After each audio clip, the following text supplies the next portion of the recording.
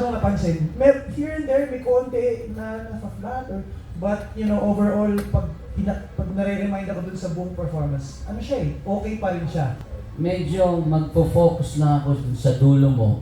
Palagi ko kinapos ka rito dahil sa kakabira mo rito sa mga ibang parts.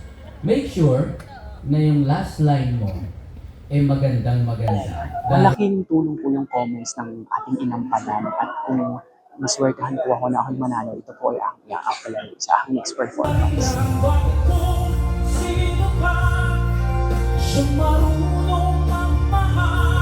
Nung dumating na yung mga high notes, medyo may mga nota lang na hindi 100% sa full. Ang ganda ng performance, yung boses mo parang naka-EQ. Parang siya nakagaan. Nakuha mo yung groove. Maganda. Gusto ko lang sana, nung binira mo dun sa part na, bakit kung sino pa? Sapulin mo yung sino pa? Para mas maganda. Very fulfilling yung first performance ko dito sa Tanghalan ng Kampiyon. Sobrang saya. Pero, Stars, ikaw ang hahamon sa kampiyon ngayon.